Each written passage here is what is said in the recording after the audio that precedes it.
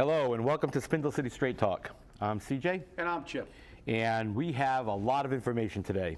First off, whoever knew that posting on Facebook could be criminal harassment? Well, let me tell you something. One of our Facebook users received in the mail a citation to appear at the police station to address a hearing upon a criminal application that will be held on the above matter. The victim is corporate counsel Elizabeth Sousa. Let's get it right.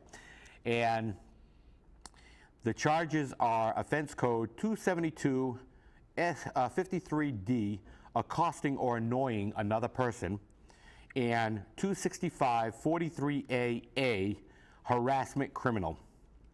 And this was about a picture that appeared on a group called Threw Up in Fall River, where the picture was not edited hatefully, but a comment was put onto the picture. And that qualifies as criminal harassment. The incident report for this is 14-3492-AR. I find it amazing that corporate counsel has to file for a civil matter, if they want to file for slander and libel, to make it a criminal matter. And we know that this is just, again, harassment at its best by the city, not by the person causing it. What do you think about that, Chip? Real quick. Well, real quick. Well, I don't know if I can be quick on this subject because it gets down to the fundamental freedom of speech. While I may not agree with what was said about the picture or the picture, I feel that everybody has a right to speak in this society. That's what makes America America. And obviously, as a public figure, she is a corporate counsel, and she has to go before the council. I think she should have realized before she took the job, you have to get kind of a thick skin, because if we filed criminal complaints about everybody that calls us names, we'd have half the city in court, and we wouldn't have time to do the show. So, look, get a life, Liz. Stop trying to use your position and the mayor using his position to try to intimidate people with the fact that they're going to file complaints, make people get lawyers, and spend money to fight City Hall. This is what's wrong with the way this government is being run. I've renamed Fall River. This is now the land of odd, and he is the wizard of odd. Well, and you also went through that a few years ago where you were threatened with criminal harassment. Yes, as a matter of fact, when Dan Robillard, Eric Poulin, and I were getting some petitions ready, and then when Dan Robillard and I began the recall petition, we were threatened with probably the same charge. They said they were going to charge us with criminal harassment for exercising our right under the statutes of Massachusetts to recall a public official. So, threats and intimidation are obviously something that's not out of bounds for this administration. And when that doesn't work, they just ignore us. Yeah, that's shameful. We received from a citizen here in Fall River a letter that was sent out to every city councilor. Dear Councilor, I read the newspaper this morning only to learn once again our mayor is determined to become business unfriendly. We already know he is resident unfriendly based on the new fees for trash bags, the water fees, the increase in real estate property taxes, and that ridiculous water runoff fee of $35 a quarter, which, if I remember correctly, the mayor had once said was illegal. What is concerning to me is where our city councilors are on these issues. Many seniors collecting their monthly Social Security checks, which may average around $1,000 to $1,200 a month, may have difficulty paying the additional costs in addition to other expenses that seems to be going up faster than the 1.5% increase the Social Security recipients received last January. Needless to say, many residents are unhappy the way the city is going. It looks like it is the mayor's way or the highway. Where is the input from the councilors representing the people of Fall River? Quite frankly, we have too much government regulation. I think we need to take another look at our finances and spending. The newspaper article mentions hiring people to enforce trash enforcement for $200,000. Wouldn't we be better off that money to rehire a few firefighters instead? Public safety is very important. I look forward to hearing your responses and what steps you are taking on behalf of the people of Fall River. Sincerely, Ed Stefanik. And a couple of city councilors did reply to Mr. Stefanik, and they agree with him, and those being Councilors Rigo and Mioza. Well, they all should have responded to him because he is speaking about the Fall River that we live in. I know that you've been beat up severely about the head and the shoulders on Facebook by a political hack, and was told basically that everything that we say collectively is total nonsense, and we're never right, and that you haven't really, we don't contribute anything to the society. Yet these are the kinds of people that create the city we're in. They just don't live here. I don't know where they live. This guy is a political hack. I know he was one of the people that was instrumental in putting together a $500 a plate time for Scott Brown. And these people can go to $500 a plate dinners to support people who support the 1%ers, Romney's 1%ers, and the hell with the 99. But both CJ and I both know retirees who are living on less than $900 a month. I know a woman who is collecting $849, and she's living on that, and she owns a home. And CJ met a woman, I believe it gets $839. So, wake up, people. Let's get together with this revolt, because the fact is we have an elitist group running the city that just doesn't seem to get the fact that there are people in this city who can't afford it. And we continue this rampage of fees, and now businesses with the fees that are going to go on dumpsters, which affects every one of us. We're going to have a guest very shortly who is a businessman, who is a citizen, who is a taxpayer, and that's the reason we want him on here, because he's basically every man. Well, he's a Fall River resident who has to bear the slings and arrows of the outrageous fortunes that the mayor decides to throw upon us. I know, and maybe we should both go down to the police department and file this 272-53D, for accosting us and annoying us, and the 265-43AA for harassment criminal. Actually, I enjoy it. I know if I aggravate them and I ruin their day, I'm enjoying myself. Oh, I know. So guess what? Keep going, because boy, if I can piss you off, I'm happy.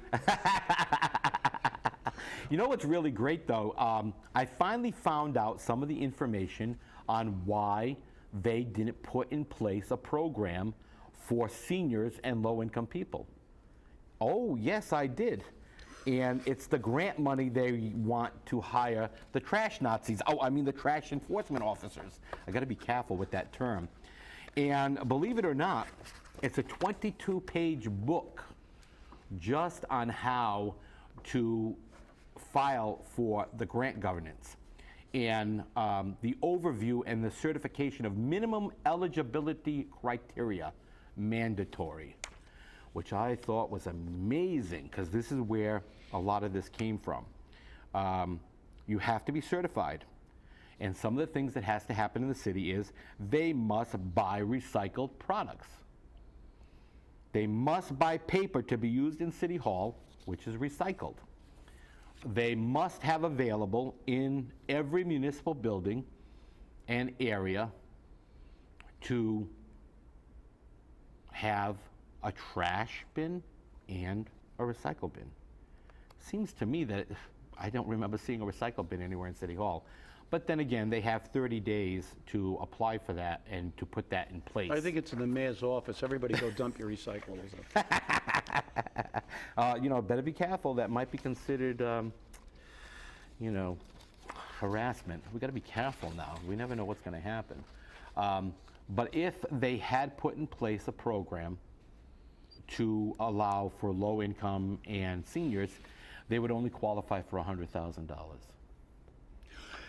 Yeah, oh, that's wonderful, because, you know, for the extra $100,000 to put on a few more lackeys to be the trash, well, maybe we can't, you know, Nazis, you know, they're going to get us for Nazis, but I think Joe Stalin was a lot worse than the Nazis. He killed a lot more people than the Nazis did. But the fact is that we can call them Stalinists if you want. So the fact is that, you know, the hell with the old people. Who cares? Who cares if they can't eat? Who cares if they don't have food? Let them go to the market, buy cat food. Who cares? No, we don't care. We're going to get in our SUV. We're going to drive to East Providence, and we're going to go to Waterfire, and we're going to have a good time. And, you know, that's the way we do business in Fall River. And you know, waltzing let them waters. eat cake. Yep, and waltzing waters. That's right, But it's really waltzing interesting to see when you start looking through what they get for this stuff. You know, for instance, the coordinator salary for this program, the DEP funds are requested as $45,000. The match funds are $10,000, giving a total $55,000 grant salary. Mileage expenses, you love this, don't you? Love mileage expenses. I know. Yeah. DEP funds request $1,000. They don't have to give any match, so the grant covers the $1,000. Enforcement and educational materials, $3,000. Matching of $2,500 for a total of enforcement and educational materials $5,500. Other expenses $1,000. Matching funds $2,500 for $3,500. And that's how they have to word and do their grant amounts. Is there anything in there about feces helmets? And when they break the bags open? Oh, yeah. I want to make sure nobody gets feces on the head, you know? Oh, yeah. But here's the best part about it. You want to know why the city wants us to recycle with the city? It has nothing to do with money. Yeah, it does, actually. Oh, really? Yeah. What a surprise. Surprising, isn't it? Do you know that the city gets, for a 64-gallon recycle bin and trash bin, $10 a bin? Geez, no, it's not about money, CJ. Yeah. You know, you're just negative. That's all. You know, I know, I am. I don't know. And the wheel carts must be a minimum, like I said, of 64 gallons, where they get $10, or 95 gallons, which is what we have, where they get $5. Amazing, huh? Yep. It's all about money. Why don't we bring our guest on as a guy who's paying all this? Plus, he has a business that he has to pay now. For an extra $125 for a dumpster, because he happens to be in business that I sure needs dumpsters. And let's get a citizen, somebody who has to pay and work, and he doesn't get any benefits of like pay raises and gas mileage and stuff, and he can't file a criminal complaint for harassment. Oh, he can, but I'm sure the police. Saying what I think you're saying? Are you asking for the amazing, the one, the only, the hot seat?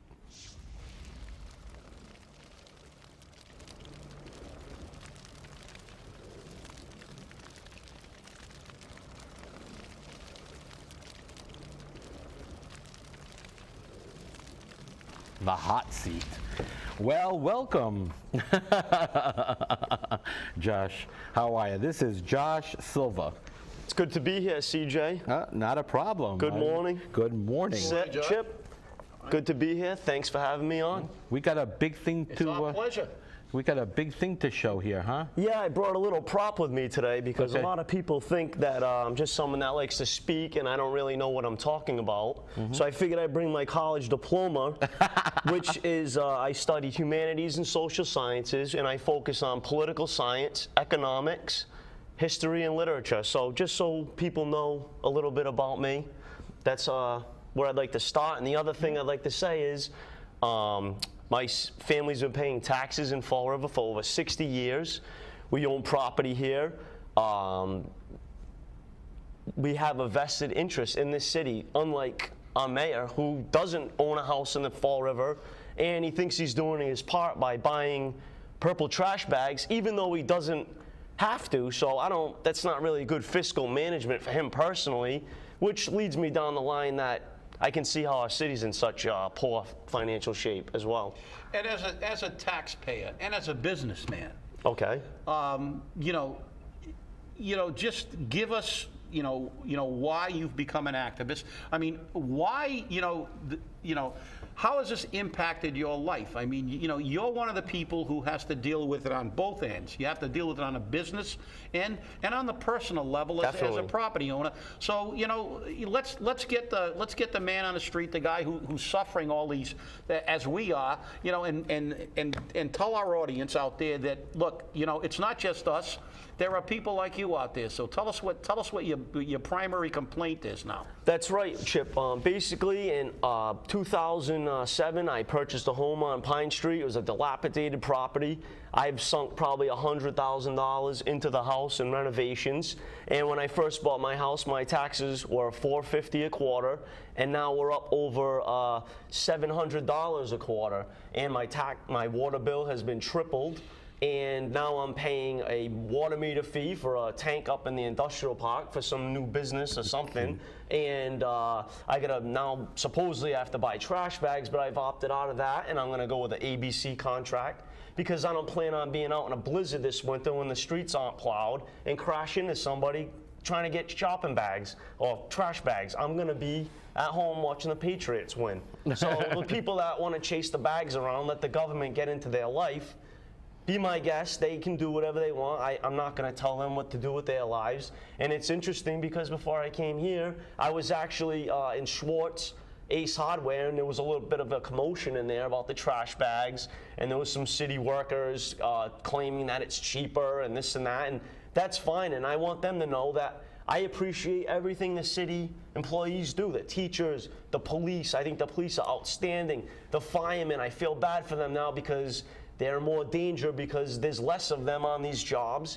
And even the DPW guys, I appreciate them, but they're fighting taxpayers like me thinking we're trying to take them down, or I'm looking out for them because when they're down in the government center council chambers on budget night and they're fighting for their jobs because the mayor can't balance a checkbook, I think, I'm looking out for them. I don't want to see them go through that because they have families and kids and everything too, and bills to pay. So I don't think it's right for them either. Well, it's interesting because you've taken the lead on several issues as an activist, not only on the recall of the mayor, but also to make a point on these new regulations that the city wants to enforce. And let me just go over a couple of the items in there. And also, these new regulations take effect, are you ready for this? October 1st, 2014. Coincides, by the way, coincidentally, or coincidentally, which we don't believe in coincidences around here, at the same time the money shortfalls are going to be announced for the school department.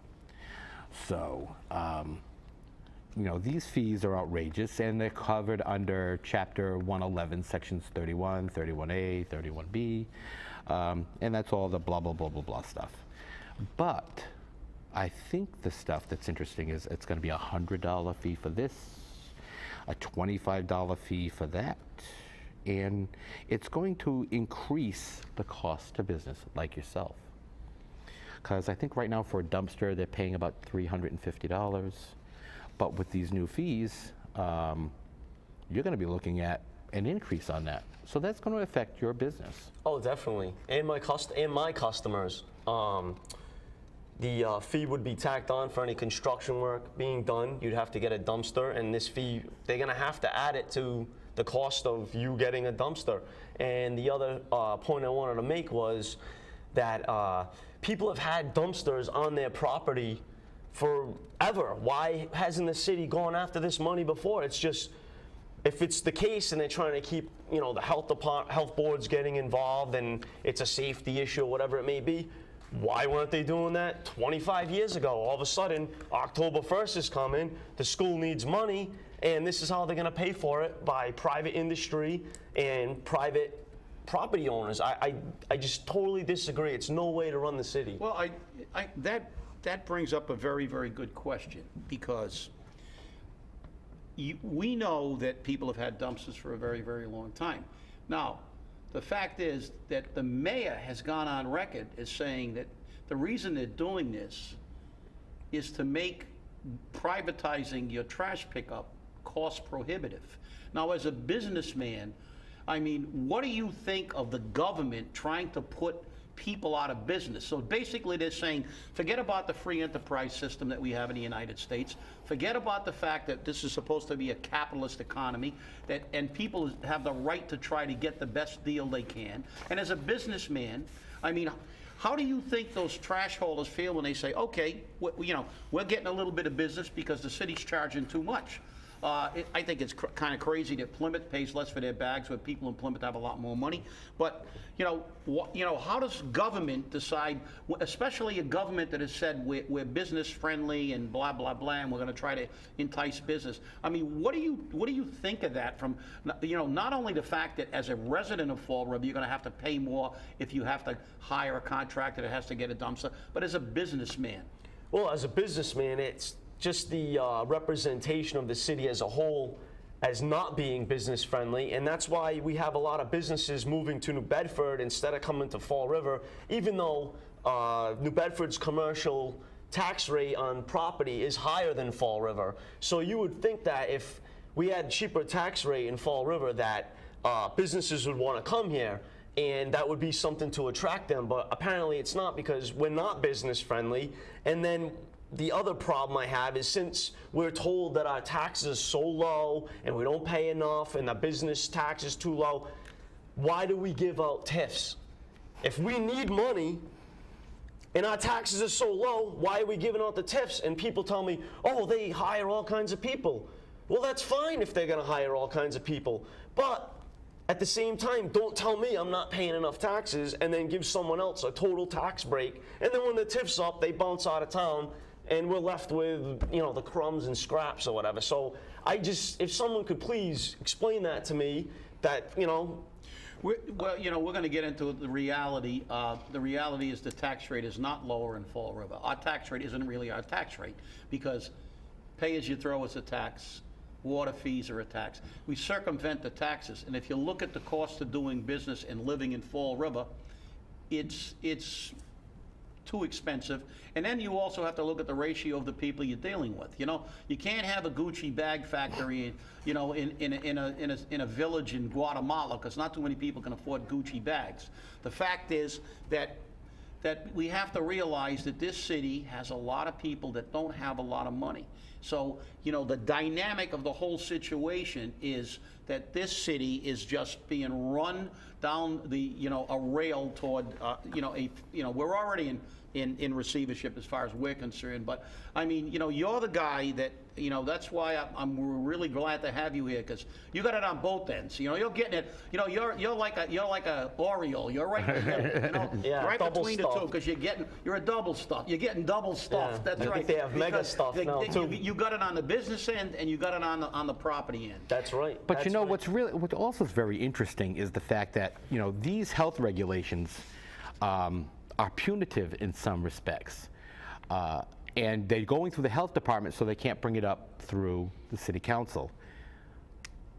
But I have to ask myself this: these are supposed to be for health, and we're going to attach a $100 fee for licensing and $25 fees for the dumpsters. But under Section 4, paragraph C, it says that at the time of application, or as otherwise specified, the licensee shall submit to the health department the following information. And when you start looking down these bullets, an application form, proof of workers' comp, a non-refundable application fee, attestation that the driver has a license, and then you get to this lovely little, let's look in the back door, a list of the residential and commercial and industrial customers serviced by the collection. What does my name as a private customer, your name as a private customer, or John Smith's restaurant as a customer, or anything else have to do with this? Well, we know what this is. It's to create the hit list. Now, they didn't ask for a number. They didn't say, tell us how many people, which I could say, okay, how many people do you service in the city of Fall River? Okay, you say, I've got 150 customers. Why do you need the names and the addresses? Why do you need them? So they can charge them with criminal harassment. So they can create a hostile environment again. You know, that's the issue. There should be a bullet there for how much have you given to the mayor's campaign, and under that bullet it'll say all the preceding paperwork is null and void if you've given the maximum to the mayor. Yeah, but I just find it interesting because they want to know who is not using pay-as-you-throw.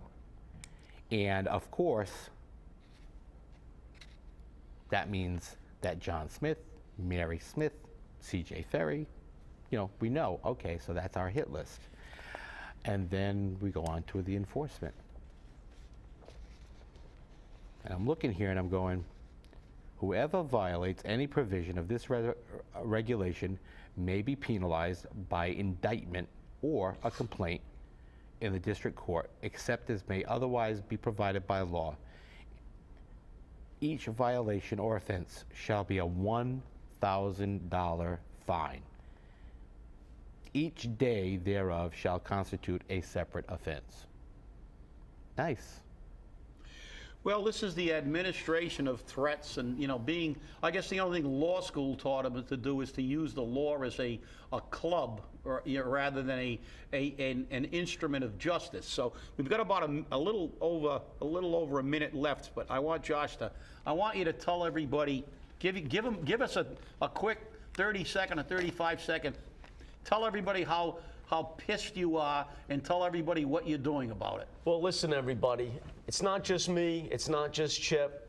It's not just CJ that are angry right now. It's a lot of people out in the city, and not everybody's on Facebook, and not everybody's listening to WSIR, and not everybody's reading the Herald News. You got to get out there and talk to people in the public, and a lot of people are kind of scared to do anything about it, but I'm not. And the people that are scared, they need to look at people like us that are putting ourselves out there and standing up for the taxpayers and the residents. You need to come with us to City Hall on Tuesday night, 7 o'clock, the Board of Health meeting, and we're going to show everybody how angry we really are. We need to come and force. Numbers are going to, that's what's going to be that's our power. We have the numbers. All they have is some paper and their law diplomas and whatever they have and their excuses and their stories and their minions and their fake profiles on Facebook. We're actually real people. Here we are. You know who I am. If you want to talk to me, you can ask me anything. I don't have anything against anyone personally. I've never met the mayor. I don't have anything against him personally. But I wish he would just start thinking about the residents and the people that are paying the bills. That's the taxpayers. And that way, if everything goes straight, then these city employees will be able to keep their jobs. And we can keep our services. And everything will be all right. So be there Tuesday night, everybody. Well, thank you very much, Josh. And thank you for watching Spindle City Straight Talk. Don't wish for change, be the change. That's right. Nice.